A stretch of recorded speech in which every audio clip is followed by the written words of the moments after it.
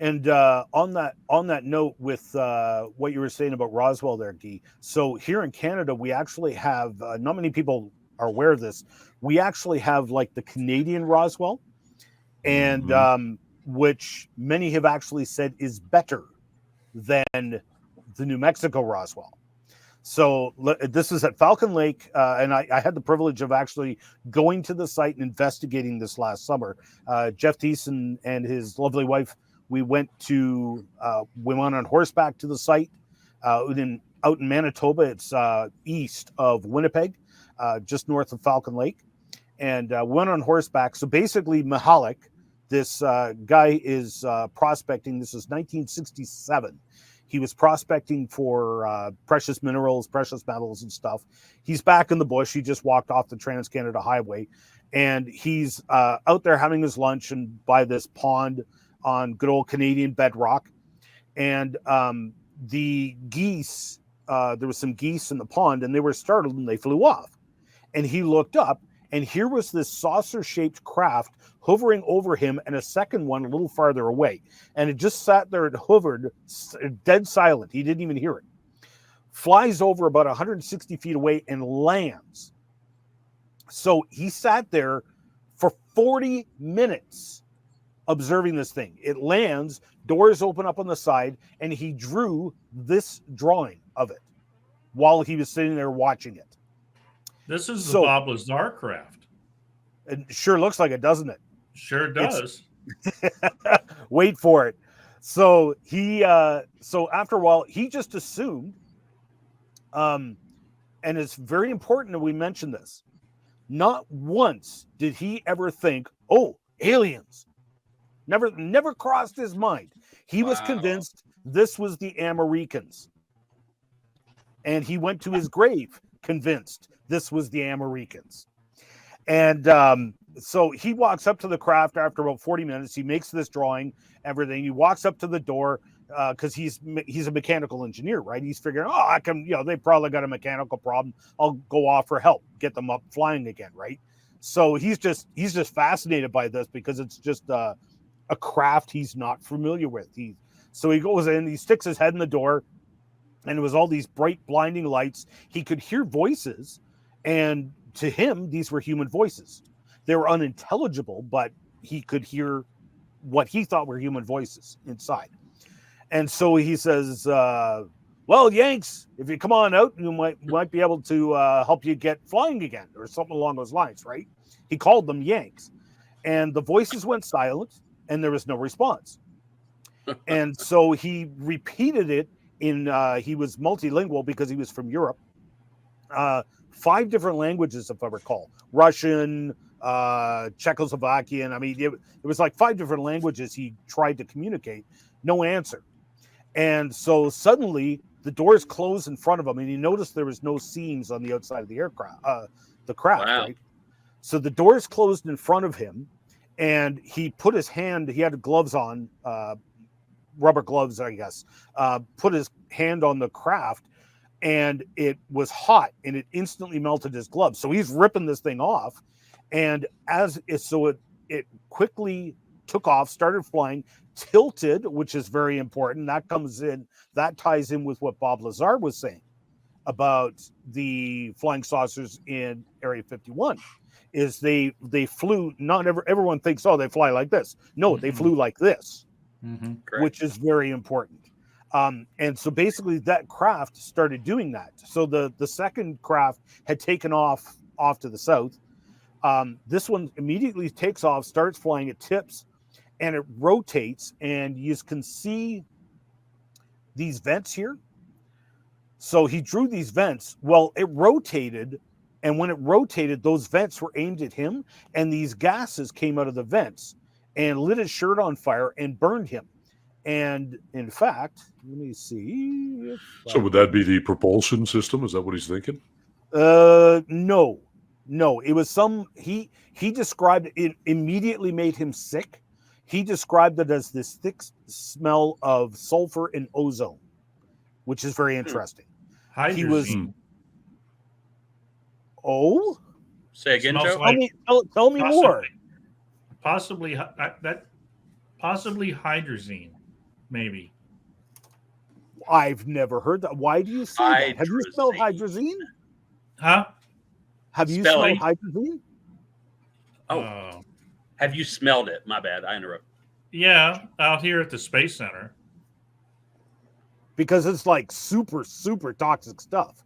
Yeah, it is. One time on the pad, I had an opportunity to smell it. They had a small leak, but not enough to make it to where it was a major issue. But they said that it has some people call it a sulfur smell. Some people call it like the smell of inside of your bicycle inner tube. Very interesting. And I've had the opportunity to smell that when I was out on the pad one time during the shuttle program, and I guess one of the tanks was venting, and it was just a small amount, not enough to make it to where it was that dangerous. But I had an opportunity to smell it. Interesting. See, this is why we pay you the big bucks. Mm-hmm. So this is very interesting. Money. That's right. We got to give him a raise. So what happened was he wound up. You can see the burns on his abdomen. Yeah. So this is very real. I mean, we're not kidding around here. This guy, and so these burns kept coming back. So they would heal and go away. Then they would come back sometime later. And this happened for, if I recall, years, where this burn pattern would keep coming back. And eventually he found his shirt because it was on fire. He ripped it off, threw it down, and then he lost the sight because he had never been there before. And so after the craft had left, his compass no longer worked. So now he's lost out in the woods. I thought you guys would find that interesting. Very. So, anyway. Did he get paid for his injuries? You know, like that's in the news, like the Roswell Daily Record here. Just covered the fact. Yeah. That's right. Well, sadly he's dead now. Okay. Which is too bad. But it does fit to the whole disclosure thing that the U.S. is paying out soldiers that have been damaged by UFO contacts. Okay. Nice. It used to be that they would not pay them for their injuries because they'd have to admit that UFOs exist. So no, we're denying your claim. But now it's like breaking news and all that. Hey, the U.S. is suddenly paying all these people with UFO injuries. Right. Because UFOs are. Yeah, isn't that amazing how it follows like the disclosure of all these latest documents that the government has released on UFOs and stuff, and now we're covering the injuries. They'd have to be. Well, this is makes you wonder. Sorry, go ahead, Joe. Look at the guy from what's his name from Stanford. The scientist from Stanford that's been talking too. I'm trying to remember his name. He's also an experiencer, and he's talking about this being a more interdimensional type of craft that we're talking about. He talks about that he was initially hired by the military to work with people that had actually been killed by killed, and also the ones living with brain damage from tendinitis and I can't think of his name either. Okay, it'll come to me. So but that's still, for them to be admitting that's still, I believe, is something that's probably gone array with us making this. Right. Mm-hmm. So this is the actual site where the UFO landed, and I had brought my Geiger counter along. There was high background radiation, but nothing severe afterwards. But when he actually did find the site, they found you can see this quartz seam here. So they found pieces of molten metal in these cracks.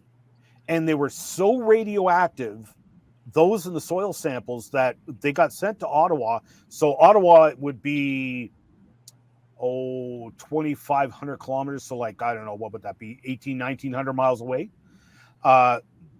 they were so radioactive.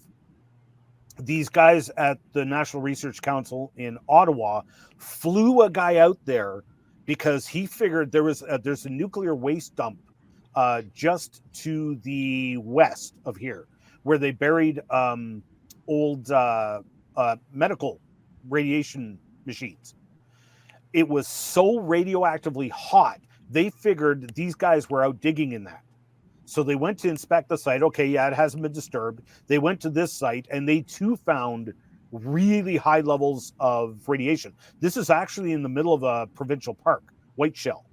And they were talking about shutting down the entire park in the middle of summer busy season because it was so hot radioactively. So anyway, this so Mihalik, he died believing this was an American craft, right? And what was really interesting, let's see if I can find it here. Bingo. So the RCMP investigated, the Canadian military investigated, National Research Council of Canada investigated, the U.S. military investigated. All of them, basically, they just could not explain it. The U.S., however, the Condon Report. Are you guys familiar with the Condon Report? Mm-hmm. Yeah, okay, so Yes. you guys have heard of this. So Yes. 1968. He mentions that, he brings up the Falcon Lake. He calls Mihalik Mr. A as a pseudonym, right? But get this. So nobody, not the RCMP, not the Canadian military, not the NRC, nobody talked about aliens. Okay, it was just unexplainable. They had no explanation. They had no idea. But the U.S. military, they sponsored the Condon Report, and get a load of what they say. If Mr. A's reported experience were physically real, it would show the existence of alien flying vehicles in our environment. The bovine scatology here is strong with this one. I mean, come on. No, who talked about aliens?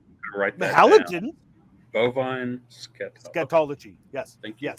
No, nobody brought up aliens except these guys. This to me, this is the Condon Report is actually what convinced me that this was an American craft, and this was specific disinformation, specifically generated to skirt away from Mihalik's misadventure. Anyway, I don't remember why I brought all that up. Well, it anyway. reminds me of a line I used when I first introduced. It was RoswellUFOcrash.com that I wrote around 2002. Oh, yes. That's why I brought it up, Roswell. Yes, I actually used the phrase, which seems to be very appropriate with how you just described the American response, just throwing in the word alien there out of no. Even the guy that experienced it, you said, he heard human voices. He's mechanical, but what I had said, when you know about the Germans on U.S. soil, which the president specifically said no, but what would become the CIA did it anyway. Mm-hmm. When you know about the human experimentation, that until John Glenn addressed Congress, I think in the 90s or the 80s, it's in my lecture, petitioning Congress to make experimentation on humans without their informed consent illegal. Mm-hmm. It was not illegal until he brought it up in the 80s or 90s for companies and the government to experiment on us without our knowledge or consent. So when you know about that, when you know that memory metal, nitinol, was invented in the 30s, and all the records, where did they disappear to? Last seen at Dayton, Ohio. Surprise, surprise, in the 30s. Back to what you were saying is that aliens, UFOs are not being covered up. Aliens, UFOs are the cover up. Oh, I like that. That's a good way to put it. I love that. TM. Trade them. Mike Thank you.